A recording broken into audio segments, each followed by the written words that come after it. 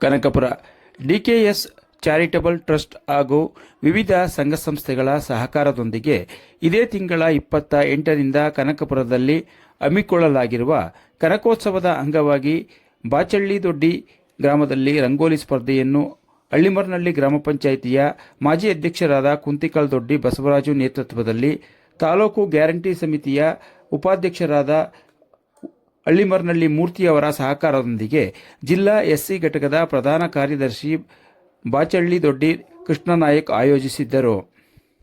ಹಳ್ಳಿಮರ್ನಹಳ್ಳಿ ಗ್ರಾಮ ಪಂಚಾಯಿತಿ ವ್ಯಾಪ್ತಿಯ ಲಂಬಾಣಿ ತಾಂಡವಾದ ಬಾಚಳ್ಳಿ ದೊಡ್ಡಿ ಗ್ರಾಮದಲ್ಲಿ ಪ್ರತಿ ಮನೆಗಳ ಮುಂದೆ ವರ್ಣರಂಜಿತವಾಗಿ ರಂಗೋಲಿಯನ್ನು ಹಾಕಲಾಗಿತ್ತು.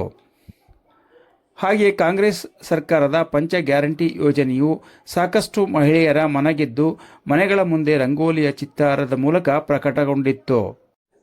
ಹಾಗೆಯೇ ಸಿದ್ದರಾಮಯ್ಯನವರ ನೇತೃತ್ವದಲ್ಲಿ ಉಪಮುಖ್ಯಮಂತ್ರಿ ಡಿಕೆ ಶಿವಕುಮಾರ್ ಅವರು ನೀಡಿರುವ ಹಲವು ಯೋಜನೆಗಳು ಜನಮನ ಗೆದ್ದಿದ್ದರೂ ಸಹ ಡಿಕೆ ಶಿವಕುಮಾರ್ ಮುಖ್ಯಮಂತ್ರಿಯಾಗಬೇಕೆಂಬ ಬಯಕೆ ಗ್ರಾಮದ ಸಾಕಷ್ಟು ಮಹಿಳೆಯರ ಮನದಾಳದ ಮಾತಾಗಿತ್ತು. ರಂಗೋಲಿ ಸ್ಪರ್ಧೆಯ ವೀಕ್ಷಣೆಗಾಗಿ ಗ್ರಾಮದೇವತೆಯಾದ ದಂಡಿನ ಮಾರಮ್ಮ ಪೂಜಾ ಕುಣಿತದೊಂದಿಗೆ ಬ್ಲಾಕ್ ಕಾಂಗ್ರೆಸ್ ಅಧ್ಯಕ್ಷರಾದ ಮುತ್ತುರಾಜು ಮತ್ತು ತಾಲೂಕು ಪಂಚಾಯಿತಿ ಮಾಜಿ ಅಧ್ಯಕ್ಷರಾದ ರಾಜಶೇಖರ್ ಚಾಲನೆ ನೀಡಿದರು.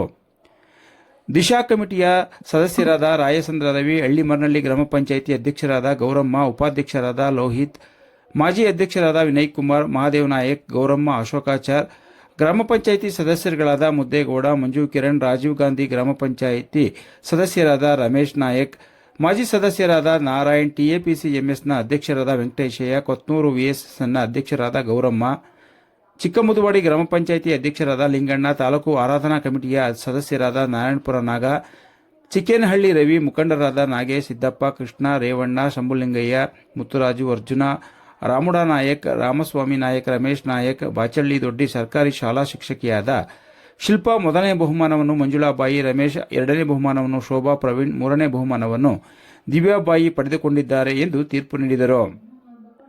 ಜಿಲ್ಲಾ ಕೆಡಿಪಿ ಸದಸ್ಯರಾದ ಸುಕನ್ಯಾ ರಂಗಸ್ವಾಮಿ, ಟೌನ್ ಕಾಂಗ್ರೆಸ್ ಮಹಿಳಾ ಅಧ್ಯಕ್ಷೆ ಸುಧಾ, ಮುಖಂಡರಾದ ಸವಿತಾ ಉಪಸ್ಥಿತರಿದ್ದರು.